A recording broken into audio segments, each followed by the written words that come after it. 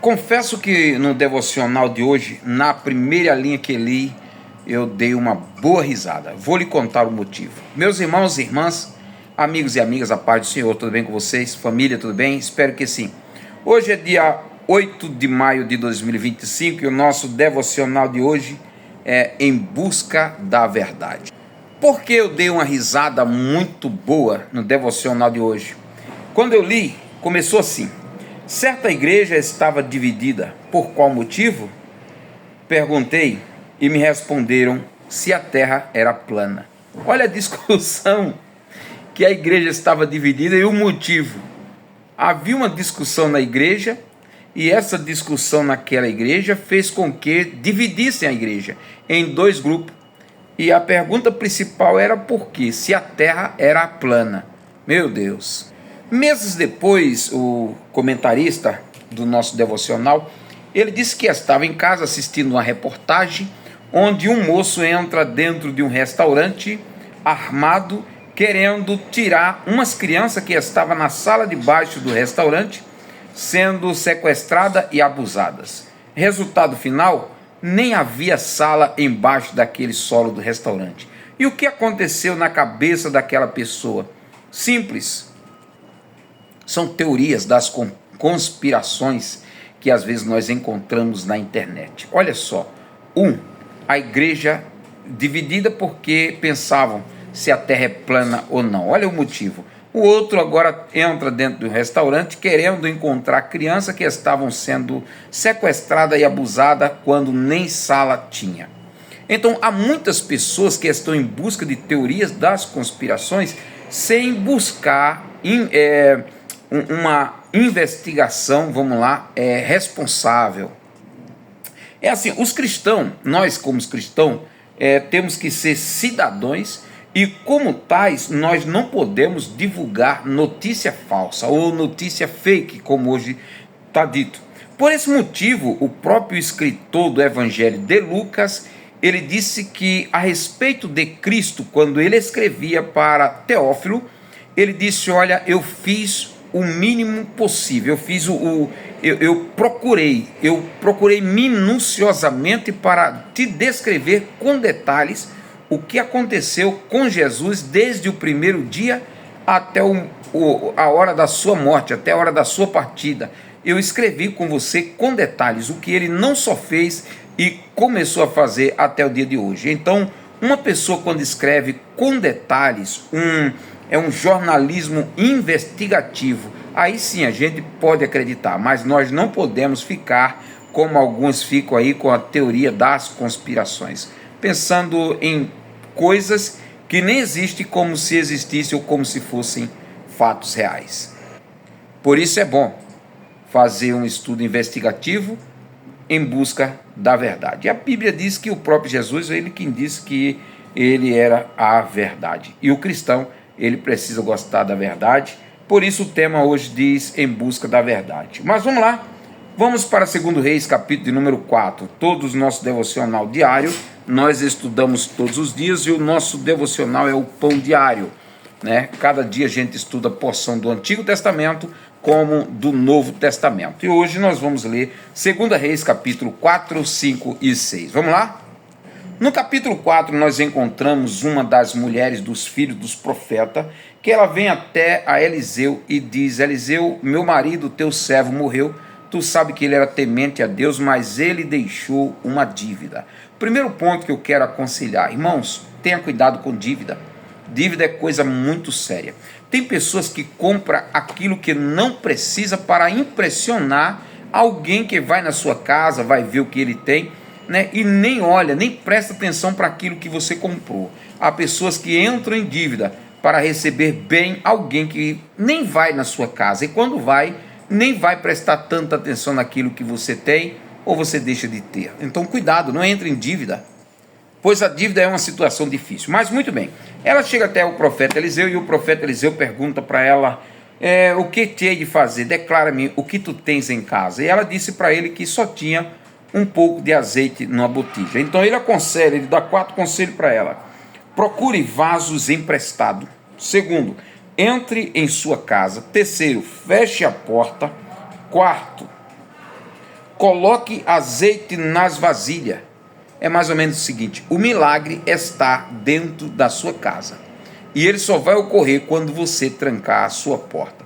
A Bíblia diz que a mulher pega, manda os seus filhos pegarem vasos emprestados, eles trazem os vasos, ela começa deitando azeite naqueles vasos, e quando termina de encher todos os vasos, ela pergunta: tem mais vasilhas? E eles disseram: não, acabou. Então o azeite naquele momento cessou. Ela volta ao homem de Deus e pergunta: e agora, o que eu devo fazer? O profeta Eliseu aconselha ela e diz: vai, vende tudo, paga a tua dívida e vive tu e teu filho do resto. Eu coloquei aqui nos meus comentários, eu já falei isso algumas vezes, que aquela mulher, de uma mulher viúva, pobre, endividada, ela agora abre a quitanda da irmã, né? A quitanda, vendendo aí azeite e vivendo ela e os seus filhos a partir daquele momento, daquela renda do azeite. O nosso Deus é um Deus poderoso, é um Deus que age quando nós o buscamos.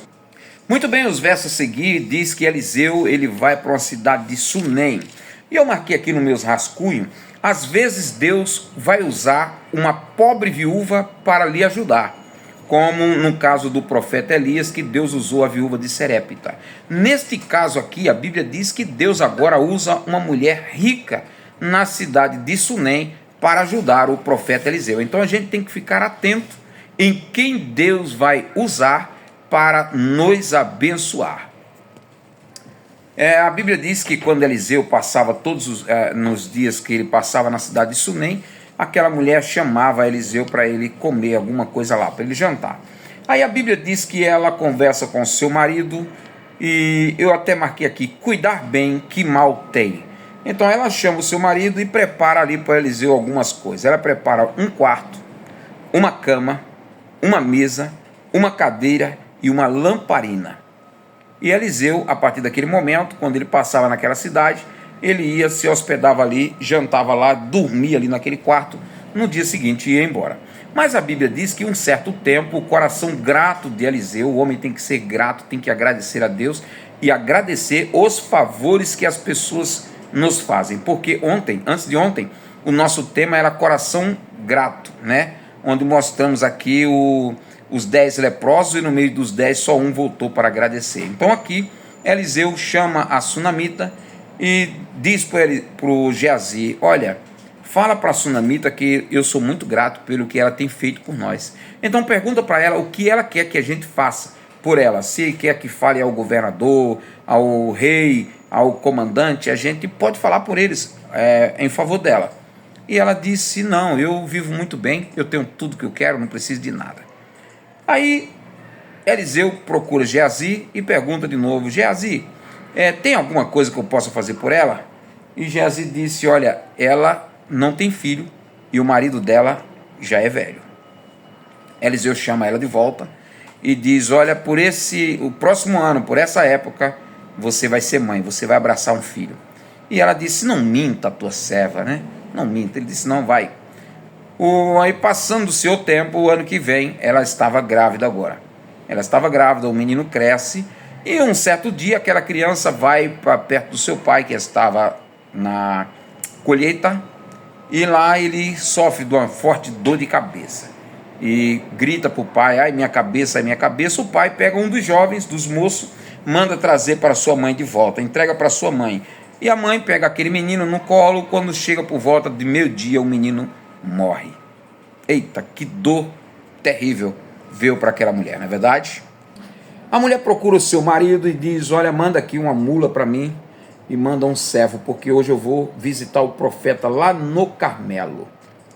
Aquela mulher prepara a sua mula, prepara o seu jumento, e ela vai andar aí cerca de 30 quilômetros, de 30 a 32 quilômetros, era de Sunem até o Carmelo, onde Eliseu estava. O marido pergunta: o que você vai fazer lá? Não é sábado, não é festa, não é culto? E ela disse: está tudo bem. Então ela vai até o Carmelo. Quando vai chegando próximo ao Carmelo, Eliseu vê e manda o Geazi encontrar. Ela passa direto para o Geazi, diz que está tudo bem. Quando é perguntada: vai bem contigo? Vai bem com o teu marido? Vai bem com o teu filho? Ela disse: tudo vai bem, mesmo estando com o filho morto em casa. ela disse: está tudo bem. Às vezes nós temos a tendência de falar as nossas dificuldades, um problema familiar, um problema que tem dentro de casa para qualquer pessoa, e essa qualquer pessoa é alguém que não pode resolver, alguém que não vai orar, alguém que não vai interceder por você. Então um conselho aqui: conte os seus problemas, as suas dificuldades para aquele que pode resolver. Primeiro Deus, e depois procure o seu pastor, o seu líder. Mas não saia batendo com as línguas nos dentes, falando de A e de B, falando do seu marido, falando da sua esposa, falando do seu filho. Não faça isso, meu irmão. Tenha discrição na sua vida, na sua família. Então a Bíblia diz que ela procura Eliseu e diz: vai tudo bem. Quando chega perto de Eliseu, ela pega nas pernas de Eliseu e diz: eu te pedi algum filho? Ele disse: não. E naquele momento que ela está ajoelhada perto do pé dele, Geazi vem para tirar ela, e Eliseu disse: não, deixa, porque ela está em grande aflição e Deus me ocultou. Deus sabia o que está passando na vida dela. Há momentos que Deus oculta algumas coisas de nós. Nem tudo Deus revela, mas tem pessoas que querem revelar tudo, né? Nem tudo, olha que frase: nem tudo Deus revela, mas há pessoas que querem revelar tudo, e não é assim. O crente, o servo de Deus, o profeta, ele não é a Kodak.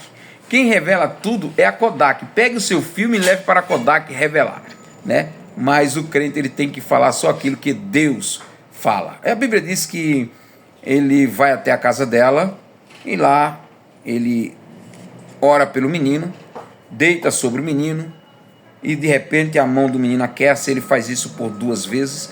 A mão do menino aquece, o corpo do menino aquece. Ele ora e aquela criança espirra 7 vezes e volta à vida. Então ele pega aquela criança e dá de volta à sua mãe. Mas o servo de Deus, o profeta, tem muita coisa a fazer, tem sempre coisa a ser feita. A Bíblia diz que o profeta Eliseu não para. Quando ele sai de lá de Sunem, ele já vai direto para Gilgal. Gilgal estava uma fome terrível. A Bíblia diz que havia muita gente lá em Gilgal passando fome. Quando Eliseu chega lá, os servos dos profetas estavam sem comida. E eles foram procurar alguns matos, alguns vegetais para cozinhar. Eles procuram vegetais e colocam dentro da panela e vão comer. Na hora do alimento, alguém começa a passar mal, porque tinha veneno naquela comida. Gritaram para Eliseu: meu senhor, tem veneno na panela, tem morte. Eliseu disse: me traz um pouco de farinha. E trouxeram farinha. Ele joga na comida e diz: agora pode comer.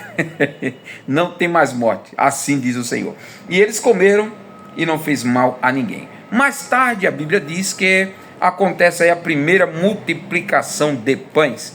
A Bíblia diz que um homem chega trazendo pães de grãos, né, pães tostados, e dá na mão dos profetas, dos servos, e eles começam distribuindo. Aí disseram: mas o que é 100 pães, 20 pães para 100 homens? Eliseu disse: pode comer, porque assim diz o Senhor, vão comer e ainda vão sobrar. Agora no capítulo número 5 nós encontramos um grande homem. Vamos lá. Nós vamos aí aprender sobre um grande homem, Naamã. Eu marquei aqui alguns rascunhos sobre Naamã. Naamã era um homem, primeiro, um homem valente, varão valoroso, era um comandante, um homem de valor, homem de grande estima, um bom marido, um bom patrão, um bom esposo, porém leproso. Bom, este homem tinha tantas qualidades, mas porém a Bíblia diz que ele era leproso. E agora vamos lá. A Bíblia diz que o rei da Síria vem em Israel, leva algumas pessoas cativas. No meio dos cativos leva uma jovem para trabalhar na casa de Naamã. E eu marquei aqui: a menina crente conhece a Deus, menina crente conhece os profetas, conhece o poder de Deus. E quando chega lá, e as pessoas que, tem muitos crentes que não conhecem a Deus, não conhecem o poder de Deus, não conhecem essa magnitude que Deus tem e é. Aí a Bíblia diz que ela chega lá e fala para a sua senhora, diz: olha, se o profeta tivesse lá em Israel, ele ia ser curado, né? Se o meu patrão Naamã tivesse lá em Israel, ele seria curado pelo profeta. Quando chega a tarde, a mulher fala para Naamã, Naamã fala para o rei da Síria, o rei da Síria dá uma carta para ele, dizendo: olha, estou enviando Naamã para que o cures da lepra. Essa carta é entregue ao rei de Israel. O rei de Israel fica nervoso, rasga as vestes, dizendo: porventura estou eu no lugar de Deus para curar este homem de lepra? Eliseu fica sabendo, e manda uma mensagem para o rei de Israel dizendo: Jorão, manda esse homem para cá e ele vai saber que em Israel há profeta de Deus. E esse homem vai até lá na casa de Eliseu, e quando chega lá, Eliseu manda Geazi dar uma mensagem para ele, diz: olha, vai até o rio Jordão e mergulha lá 7 vezes que você vai ser curado desse mal. A Bíblia diz que, eu coloquei até uma frase aqui como uma retórica de Naamã. E Naamã disse assim: ó, se é de água e de rios que eu preciso, eu voltarei para a minha terra e me tratarei lá. Ou seja, tem rios melhores, tem Arbá para mim poder me banhar lá. Então é simples, eu vou voltar para minha terra e vou ser curado lá. Aí os soldados que estavam com ele disseram: meu senhor, se o profeta te pedisse algo maior, algo mais difícil, tu não faria? Sim. Então por que é só se banhar? Se banha lá 7 vezes. E ele se banhou 7 vezes e sai curado aí no 7º mergulho. Em forma de gratidão, ele vai de volta à casa de Eliseu, tenta dar para Eliseu alguns presentes, Eliseu rejeita, não quer. Mas Geazi, ele quer esses presentes e sai, né, dissimulado, descuidado da presença de Eliseu e vai atrás de Naamã, com mentira, dizendo: Naamã, olha, o meu senhor mandou vir aqui dizer que chegou 2 homens, 2 profetas lá das terras de Efraim, e eles pediram para que você mandasse agora 2 vestes novas e 30 quilos de prata. Naamã disse: não leva só 30, leva os 70 quilos de prata e as 2 vestes. Naamã vai trazendo, e aliás, o Geazi vai trazendo, 2 pessoas vai trazendo com Geazi. No meio do caminho, Geazi, não querendo que eles vá até o profeta, disse: deixa aqui que daqui para lá eu levo. Eles deixaram a metade do caminho e Geazi levou as pratas, levou as vestes para a casa dele e vai de volta para a presença do seu senhor Eliseu. Quando ele chega lá, Eliseu diz: ô Geazi, onde foste? Essa pergunta já está dizendo tudo, né? Para onde você foi? Ele disse: eu não fui a lugar nenhum. Aí ele disse: não foi não. Porventura, quando você estava lá conversando com Naamã, o meu espírito não estava lá com você? Ou seja, o Espírito Santo, né, que está em mim, não estava lá e ouviu tudo que você falou com Naamã? Coisa séria, né? Pois é, não era a hora da gente pegar nada disso, Geazi. As lepras de Naamã vai se apegar a ti e a todos os seus descendentes. Há pessoas que tomam algumas decisões precipitadas, não sabem, mas vai trazer um mal, não só para ele, mas para toda a sua família. Meu irmão, minha irmã, cuidado com as decisões que você toma, mesmo sendo decisões unilateral, mesmo sendo decisões só. Há decisões que vai afetar a tua família e os teus descendentes. Cuidado. Agora, capítulo 6 de 2 Reis. Casa pequena, né? A casa dos profetas estava ficando pequena, então os profetas disseram para Eliseu: vamos cortar madeira e vamos aumentar essa tenda. E Eliseu disse: bem feito, vamos lá. E vão cortar madeira. Quando chega lá, o machado de um dos moços cai, né, dentro de um poço, e eles gritaram: ai meu senhor, e agora? O machado era emprestado. Eliseu vai lá e diz assim: onde o puseram? E eles apontaram: ali, caiu ali. Aí ele pega um pedaço de madeira, uma vara, joga ali dentro daquela água, e o ferro. Meu Deus, que milagre tremendo. E a Bíblia diz que o machado flutua. Irmão, a Bíblia só acredita na Bíblia quem é louco. Só doido que acredita na Bíblia, mas eu acredito nela, com a minha loucura, sabe, irmão? Porque eu sei, eu já tenho provado que o Senhor é bom. A Bíblia diz que provai e vede que o Senhor é bom, né? Então eu já tenho provado da boa palavra e sei que a palavra de Deus é fiel e verdadeira. Muito bem, eles pegam o machado.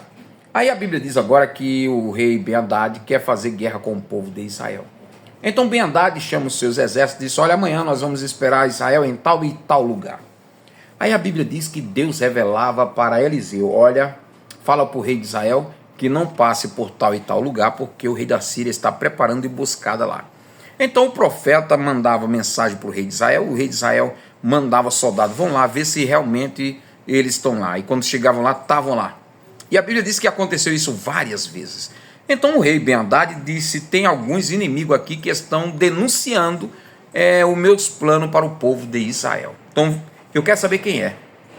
Alguém disse: rei, não é o teu soldado, não é ninguém aqui que é infiel. É que tem um homem chamado Eliseu. Tudo que você fala aqui, Eliseu sabe lá. Tudo que você fala até na tua cama de dormir, Eliseu fica sabendo. Onde é que mora Eliseu? Disseram: em Dotã.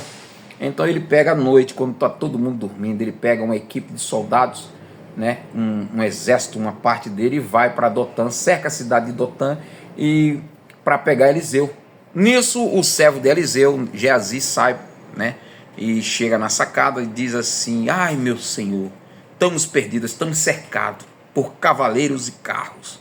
Aí Eliseu disse: fica tranquilo, Geazi, o que está conosco é maior do que estão com eles.